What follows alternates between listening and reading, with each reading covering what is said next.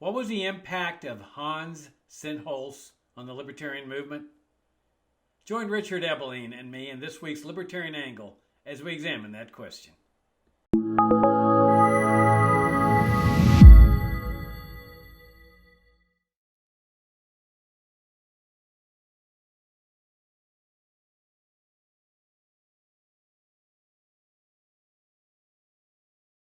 Hi, I'm Jacob Hornberger, president of the Future of Freedom Foundation. This is this week's Libertarian Angle. The show that y'all know brings you the principled and compromising case for the libertarian philosophy. If you're new to FFF, come and visit us at fff.org for around 32 years of principled and compromising perspectives on libertarianism. Subscribe to our FFF Daily. Buy my new book, An Encounter with Evil, the Abraham Zapruder story. Subscribe to our monthly journal. Subscribe to this YouTube channel. And I'm joined, as I am every week or most weeks, by my co-host, Richard Ebeling, who teaches tirelessly at the Citadel, but I think might be taking a vacation. Am I right, Richard? It's the summer break, but I have other things to do.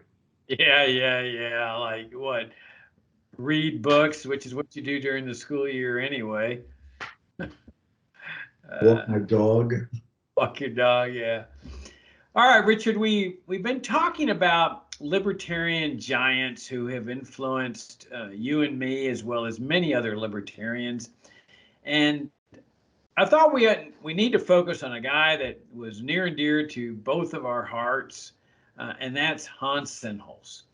Hans was one of the first people I ever met when I discovered the existence of the Foundation for Economic Education, when I went to their weekend seminar after discovering libertarianism, and then a week-long seminar in the summer. Hans was one of the speakers, and fascinating guy. He spoke with a German accent. He was a German. He had been a German citizen. He had immigrated to the United States, and his lectures were just always outstanding. I mean, I learned so much from Sennholz, and I'm virtually certain that he had essays in those first 4 little volumes called Essays on Liberty that I had discovered in my hometown of Laredo that really exposed me to libertarianism and were the real road to Damascus experience for me. But when I would listen to Hans's lectures at the FEE seminars, I mean, he just clarified so many things for me in terms of Austrian economics, libertarianism. You can correct me if I'm wrong, but I'm almost certain that he got his PhD under Mises, one of the few people to do so. And his books were absolutely fantastic for me, my intellectual development, especially on monetary issues. His little book, Money and Freedom, just clarified so many things for me in terms of understanding the role of money in society, what government does to destroy our money. He had another great little book called Debts and Deficits that it was just very easy to understand, but very, very profound. He came from Grove City College, where he was teaching. That was his full-time job, and he was the head of the economics department there. And at least at that time, I don't know if it's still the same, it may be, Grove City was like Hillsdale College. They took no government funds at all. They were totally independent of government control.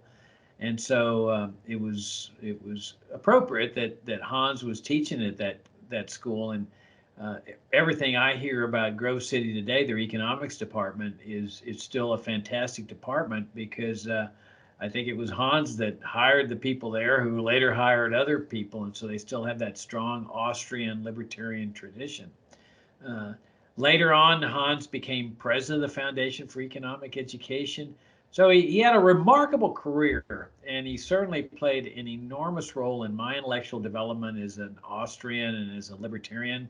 So give us your take on Hans Sennholz, Richard.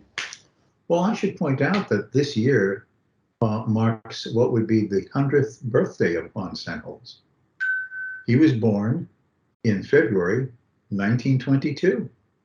So this actually is his 100th birthday year, which should be marked. He died in 2007. He was 95 years old. And as you were saying, he originally was born in Germany. He was born and lived in the Rhineland. When he was about 16 or 17 years old, he was drafted into the German army. It was in World War II. And he was drafted into the Luftwaffe, the German Air Force, and was trained as a pilot.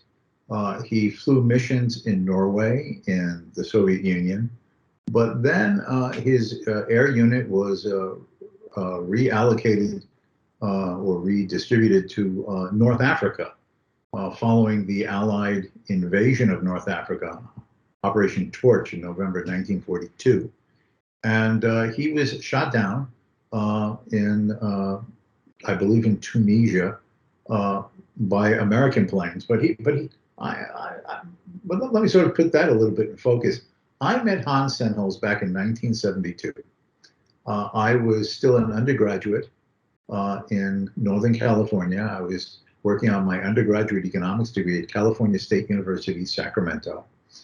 And I had been in contact with FEE, the Foundation for Economic Education, for a good number of years. My main connection there being Bettina Graves, who very generously corresponded with me. Back then it was only snail mail. I shared many bits of literature, widening my understanding of Austrian and libertarian ideas. And she wrote me that that FEE was going to have one of those little regional seminars in Napa Valley in Northern California, and that they would waive the registration fee and pay my expenses to go. And that's where I first met Hans Sennholz. And he was magnetic. He had charisma when he talked. He would hunch over the podium, and he spoke in a thick German accent. And he would point like this point, and that point. America is in trouble because it has these inflationary policies and deficits that are absorbing and destroying the country. But one evening, we were sitting around with him during this seminar, and I asked him, "Well, how did he get involved in Austrian economics, and how did this all start?" And he said, and I asked him, "Well, you served in the Luftwaffe?" He says, "Yes, I served in the Luftwaffe. I was flying in North Africa, and I turned on the frequency of the Americans. And suddenly I hear an American pilot tell one of his colleagues, 'There's a Hun at 2 o'clock.' And I realized they're referring to me as a Hun. I am not a Hun. I'm a civilized German. And to prove it to them, I shot them down." But then he himself, in a dogfight, got shot down. His plane crashed in Tunisia. He parachuted out. And he was captured by a unit of American soldiers. And I said, "Well, Hans, didn't German officers always get allocated a firearm?" "Yes, I had my German pistol. I had a pistol." And, "Well, how many Americans surrounded you?" "Well, there must have been 7 or 8 of them." And I said, "Well, wait a minute. Here is a member of the master race with a firearm, and he surrenders to a mere 7 or 8 Americans? I am shocked." "You're crazy, you're crazy." But I said, "Well, what happened to you then, Hans? What happened to you then?" "I was sent to America. I went to POW camps. And I was in Vaughan, outside of Austin, Texas." You were in a POW camp outside of Austin, Texas? That must have been awful." And he said, "No, it was one of the most wonderful times of my entire life." I said, "What? In a POW camp?" Yeah. You see, one of the other prisoners had been a leading chef in a Berlin restaurant before the war. He prepared all the meals. It was like paradise. And I said, "Well, what did you do with your free time?" "I went to school." I said, "Excuse me, you went to school?" "Yeah." It seems that he had some distant relatives who had immigrated to the United States in the 1920s and had settled in the Austin, Texas area. And he wrote to them, and they vouched for him. And he then he signed up to matriculate in classes at the University of Texas at Austin, and he would be taken to the university for his classes with an MP guard. And he would sit in the class taking his notes, and the MP guard would stand right behind him, a rifle in hand, at attention. And so he started taking classes in America as a POW. So he got repatriated back to Germany, obviously at the close of the war, and he went to the University of Marburg, and he earned an economics degree from Marburg in 1947, and then he got a second degree in political science at the University of Köln in 1948. And then he decided to come to the United States. And while in Marburg, he would be browsing around the university library.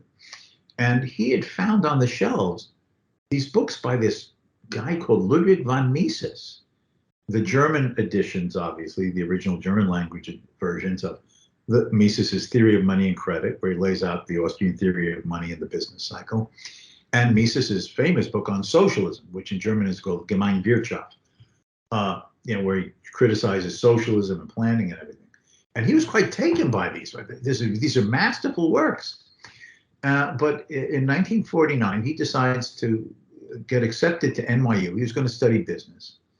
And so he gets to New York, and he's going through the catalog, what to sign up for, of course, to take. And he's looking through it. Mises! I thought this guy was dead. He's still alive. He wrote these books in the 1920s. So he signed up for Mises's classes at NYU, beginning in 1949 and 50. And he ended up being Mises's first PhD student at NYU, after Mises himself had started teaching at NYU in 1945. That dissertation became a book which came out in 1955 or 56 called Can Europe Survive? And it's a question, what will be Europe's future, free trade or collectivism? And that will determine whether it could survive. And based upon that book and Mises's recommendation, in 1956, he was hired and then appointed almost immediately the head of the economics department at Grove City College. And there he remained as the head of the economics department from 1956 until he retired from Grove City College in 1992. During this time, he had an untold number of students who went through his classes, some of whom are now prominent Austrian economists. Maybe some of the viewers and listeners have heard of Peter Boettke. He's a very prominent Austrian economist at George Mason University, widely respected, widely published in the Austrian and free market tradition. He was one of Hans Sennholz's Grove City College students.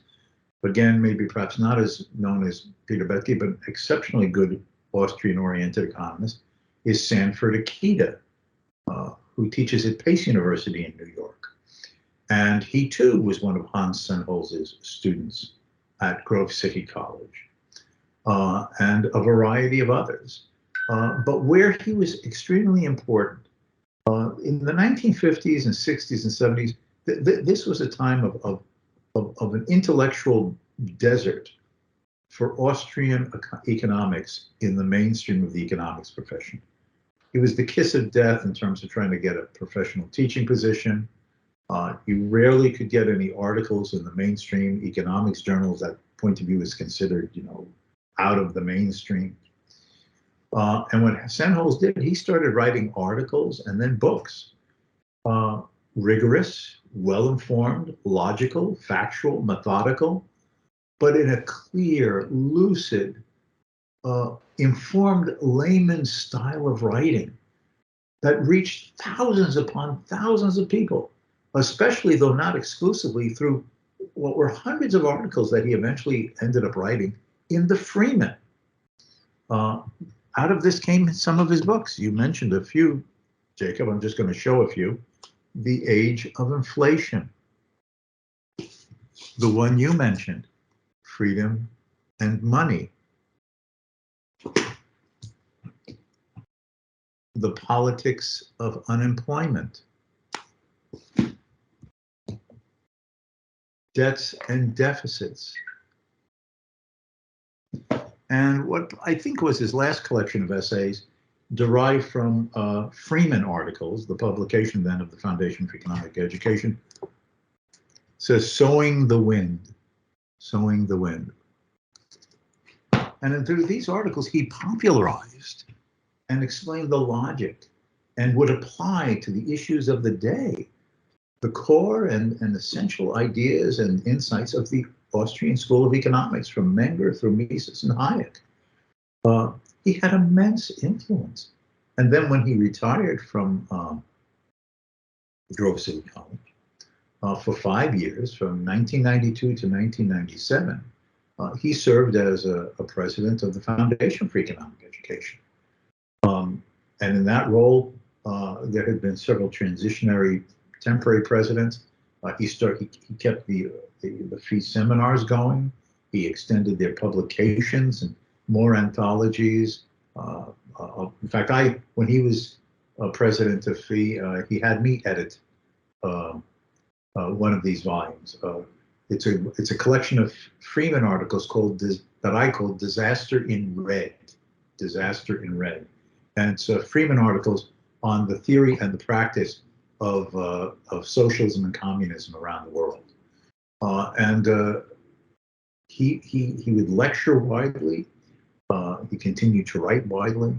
And like I said, he lived until 2007 when he was 85 years old. In fact, that's when he passed away when I was president of FEE myself. I was the president of FEE from 2003 to 2008. And he and his wife, Mary Senholz, who he met through Mises and FEE, originally back in the 1950s. FEE and Mises, or I should say Margit Mises, Mises' wife, were sort of the matchmakers to get Senholz a wife and get married. He and Mary came to FEE in either 2005 or 2006 because they were passing through, and we spent a delightful afternoon. And even though he was getting on in years, his mid-80s, vibrant, sharp as a tack, still interested in applying these ideas to the contemporary issues of that time. He was a profoundly influential economist. Another Austrian named Joseph Salerno, who's connected with the Mises Institute, has compared Senholz's lucidity of writing style, equal in some ways to such as those as Frederick Bastiat and Henry Hazlitt.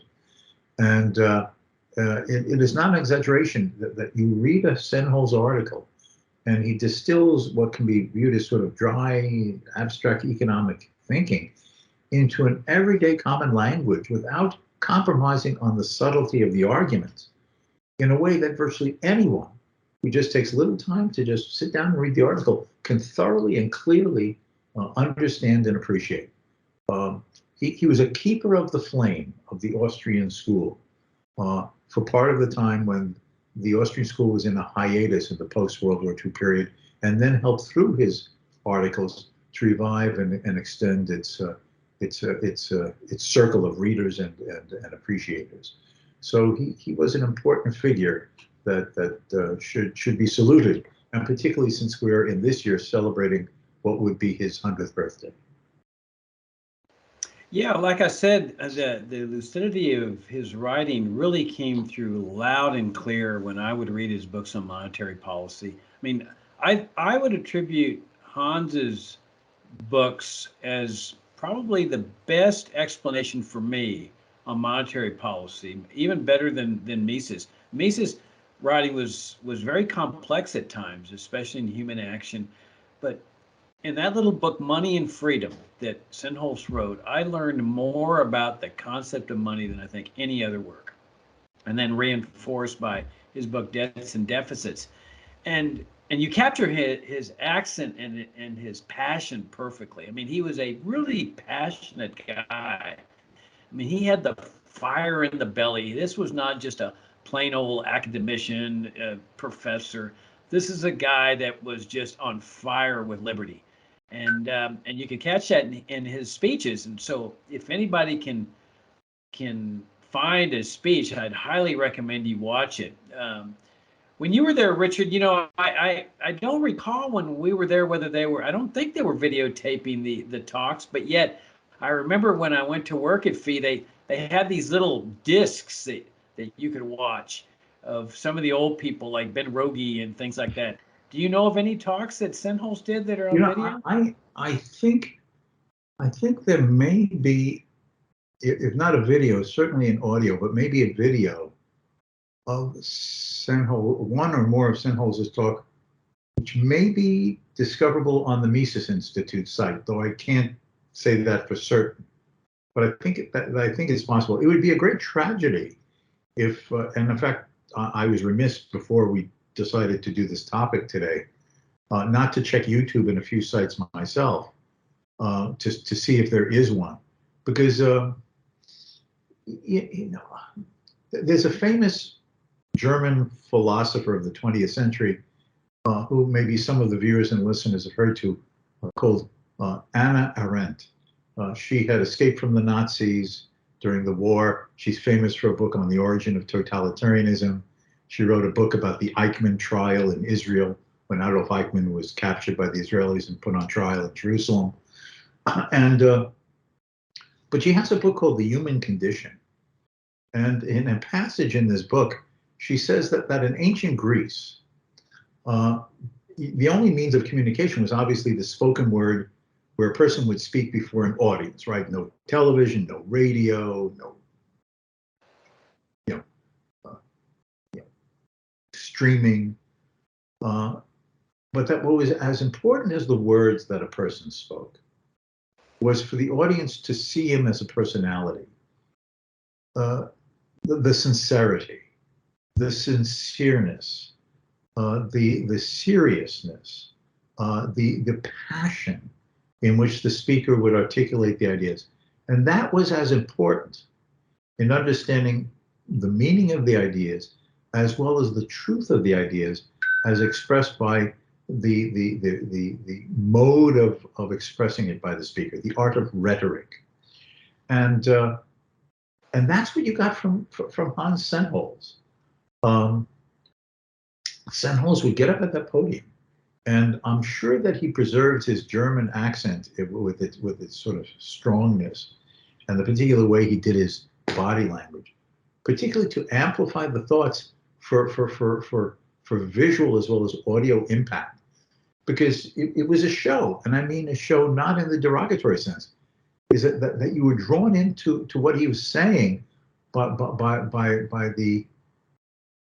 the attraction and the mesmerizing quality of how he did it.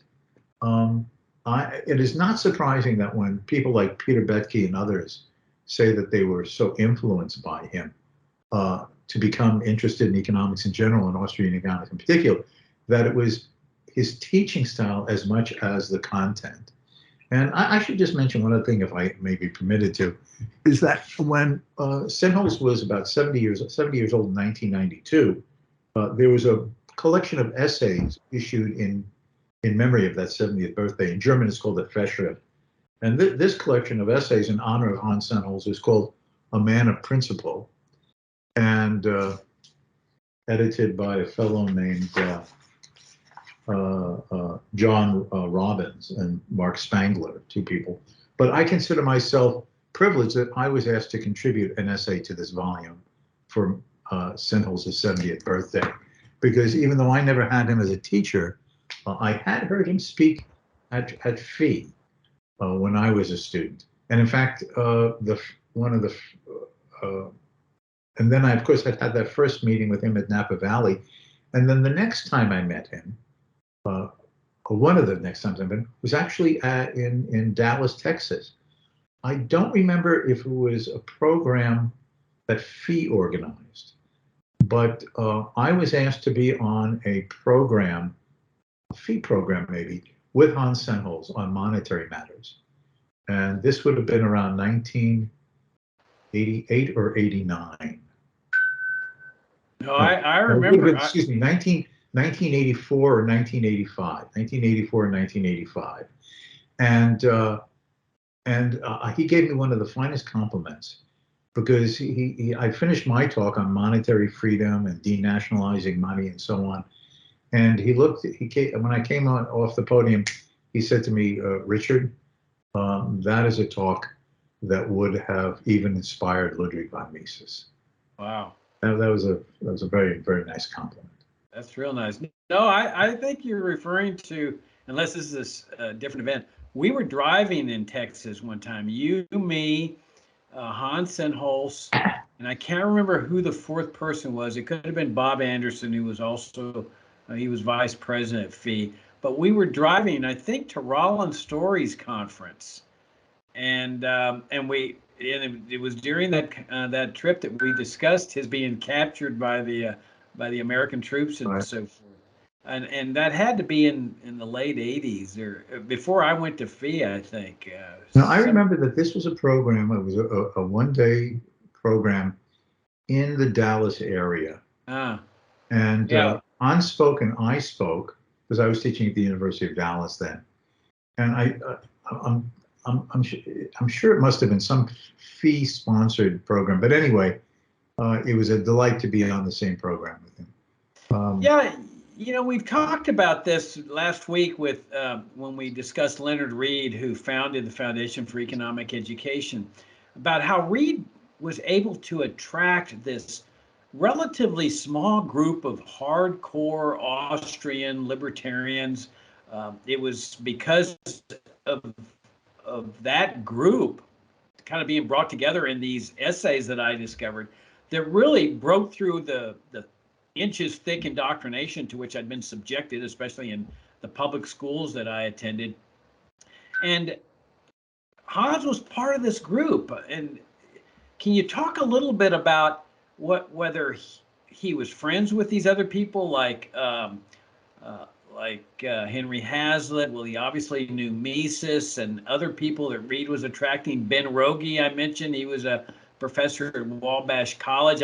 The rumor around FEE when I was working there was that there was no better speaker ever on libertarianism than Ben Rogie. So do you know much about the personal interactions with Hans and these other people? Well, I do know that because of the Hans doing that PhD at NYU under Mises, he came to know Murray Rothbard, obviously, Bettina and Percy Graves.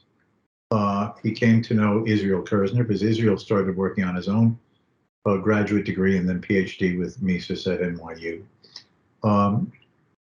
He was friends with Henry Hazlitt. He knew a whole series of them. It isn't so much. I assume that when they would be attending Mises's seminar together, I understand that often after the Mises seminar would end, groups of them would retire for dinner and a drink afterwards to continue the conversations. And I'm sure that Hans would have participated in some of them. But what's important isn't so much whether they, in some narrow sense, palled around. They all reinforced each other. They knew each other. They knew each other's writings in their various venues of getting themselves published. And they would have viewed each other as reinforcing themselves as, to use that phrase, of that Albert J. Nock phrase, of a remnant of attempting to both preserve and refine and continue the tradition of the Austrian school and a radical classic liberalism. Because that's another thing about Hans, if I can just add this, is that what type of classical liberal was he? Now, there's a spectrum of classical liberals, all who believe in the principle of liberty and free markets and limited government. But how far do you take it? There are people who are our intellectual cousins, if I can put it that way, who rile against many government programs, but they're not quite willing to call for the full privatization of Social Security or the full privatization of government schooling or. Hans was not in that category. You talk to Hans, government shouldn't be in the schooling business of any sort. You talk to Hans, government shouldn't be in the Social Security business. In fact, when he was president of FEE, he told the readers that anyone who refused to take a Social Security check from the government because it was intergenerational redistribution of wealth, any reader who refused their Social Security checks, in honor of them, they would get a free subscription to the Freeman.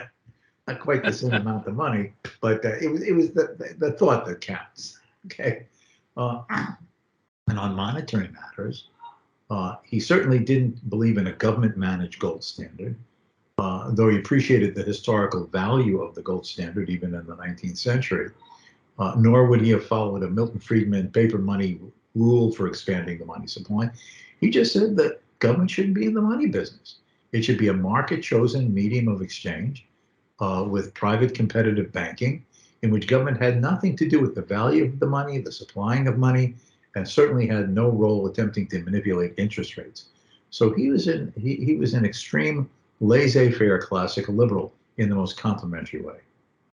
All right. Well, on that note, we'll wrap things up. Hans Sennholz, a real giant of liberty. We highly recommend all of his books, really. And if you get a hold of a lecture, you will be absolutely entertained from beginning to the end. On that note, Richard, we'll wrap things up. Great to see you again, and I hope you're having a great summer. And same to y'all. Thank you for tuning in, and thanks for your support. And we'll see you next week. Until next time.